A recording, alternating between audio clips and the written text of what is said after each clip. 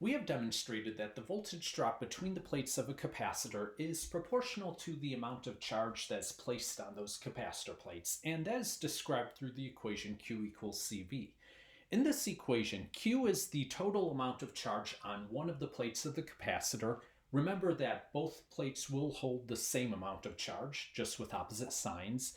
V is the voltage drop between the plates, and C is the capacitance of the capacitor, which is measured with the metric quantity farad, designated by capital F. You could think of capacitance as a measure of how much charge will accumulate for each volt of potential difference that is placed between the capacitor plates. For example, if I say 1 volt of potential difference causes 4 coulombs of charge to accumulate, and 2 volts of potential difference causes 8 coulombs of charge to accumulate, and 3 volts of potential difference causes 12 coulombs of charge to accumulate, and so on, I would say this constant of proportionality between the number of coulombs that accumulates and the voltage between the plates is 4. So the capacitance of that capacitor would be 4 farads. In the case where we have a capacitor that is described by 2 metal plates that are parallel and very close together, then we could say that the capacitance of this capacitor is given by the equation C equals epsilon naught A over D. In this equation, A is the surface area of the plates and D is the distance between the plates. I want to make a comment that if we have a problem where we are calculating the capacitance of a parallel plate capacitor, then the surface area needs to be measured in square meters and D needs to be measured in meters.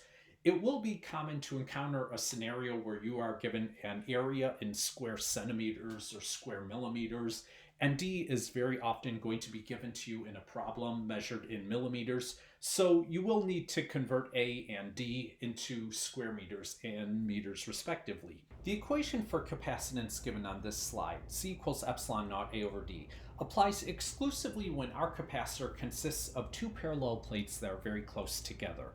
There do exist other types of capacitors, and if we are working with one of those other types of capacitors, then we cannot use this equation for calculating the capacitance. We would need a different equation.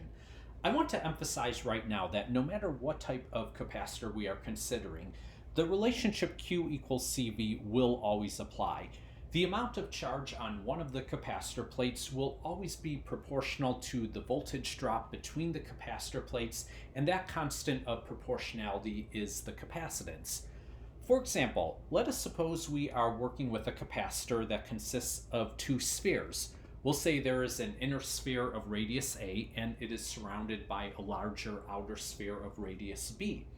In this case, the capacitance of this capacitor is described by C equals 4 pi epsilon naught A times B over B minus A. If instead we have a capacitor that consists of 2 concentric cylinders, the inner cylinder having a radius A and the outer cylinder having a radius B, and both cylinders having a length L, then we could say the capacitance of this capacitor is given by 2 pi epsilon naught L over the natural log of B over A. If you ever encounter a non-parallel plate capacitor, you will either be explicitly given the equation describing the capacitance of that capacitor, or you will be able to look up the equation for the capacitance in a textbook or in a table.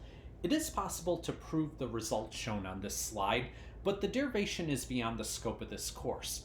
If you think back to the derivation we did previously, when we found C equals epsilon naught A over D, one step in our derivation involved walking from one plate of the capacitor to the other and determining the drop in voltage along that path. In order to do that, we said that the drop in voltage will be described by V equals negative E times D. We were allowed to use V equals negative E times D because the electric field between the plates of a parallel plate capacitor is constant and uniform. However, the electric field between the plates of the capacitors on this slide is not uniform. If we want to determine the drop in voltage from one plate to the other, we would need to integrate along the path. And this being a non-calculus based course, I am just going to give you the results for the capacitance of these non-parallel plate capacitors. We have introduced these devices called capacitors. We have talked about a few of their physical properties. But why do we actually care about capacitors? Do they have any real-world applications? One useful property of a capacitor is a capacitor will allow us to store a large amount of charge, and then we could choose to discharge the capacitor or release all the charges that built up on the plates at once. This implies that for a very short amount of time we could create a huge electrical current. An application of this idea is with a defibrillator. When a doctor is attempting to restart a person's heart, that doctor will place the pads of the defibrillator on the person's chest and send a large amount of current between the pads through the person's heart. The amount of current necessary to accomplish this is much larger than what you would typically be able to get from a standard electrical outlet in the wall. A defibrillator is essentially a battery and a bank of capacitors. This implies that defibrillators could also be portable devices. Another useful property of a capacitor is capacitors allow us to store energy in a circuit. The energy itself is stored in the electric field that fills the space between the capacitor plates, and the type of energy that is stored is electrical potential energy. The amount of energy stored by a capacitor is given by Q squared over 2C or by 1/2 CV squared. And if I think of the energy as filling the space between the capacitor plates, because that is where the electric field is, then I could meaningfully talk about the energy density of the region between the capacitor plates. In other words, how many joules per cubic meter fill the region between the capacitor plates. The energy density of a capacitor is given by 1/2 epsilon naught E squared. In this equation, capital E is the strength of the electric field between the capacitor plates. In this video, we are going to prove that the energy stored by a capacitor is given as Q squared over 2C, where Q is the amount of charge on the plates of the capacitor. When we work through this proof, we will need to perform an integral. You will not need to actually calculate any integrals for anything in this course that is graded for credit, but it is important to see where these equations that you work with come from, and I don't want you to believe anything I say just because I said so. So I do want to demonstrate this proof. In order to prove this, we will take a capacitor that is initially uncharged, and we will one by one pick up all the charges and move them until the top plate of the capacitor only contains positive charges and the bottom plate of the capacitor only contains negative charges. To begin, let's make a few definitions.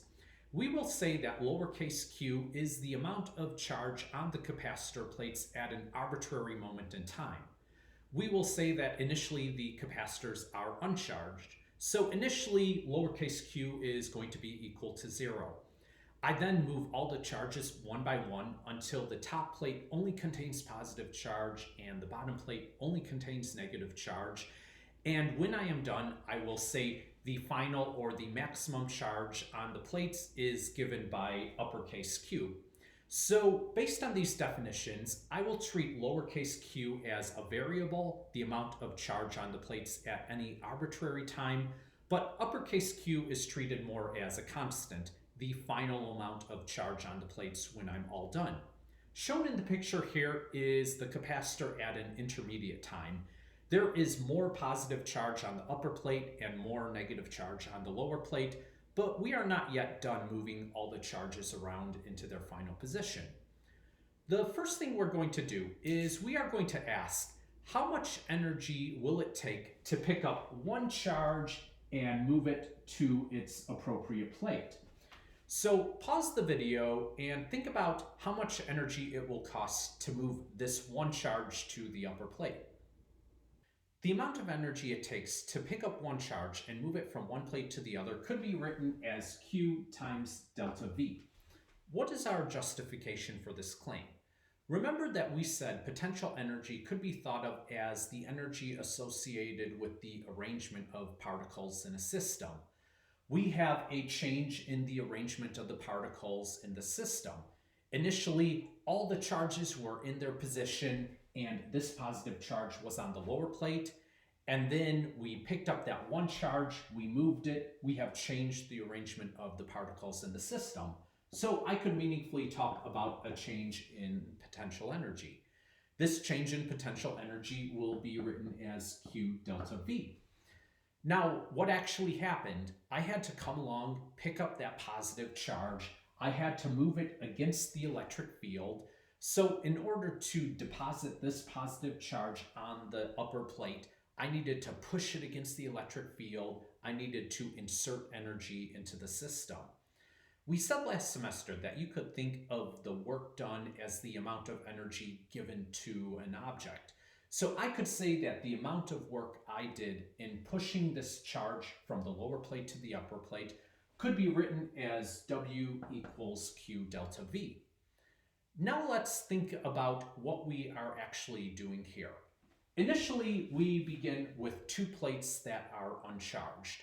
If I were to pick up the very first charge and move it from one plate to the other, that would be very easy. There is no electric field opposing what I'm doing. If I pick up the second, third, and fourth charge, there will be a very weak electric field opposing what I'm doing.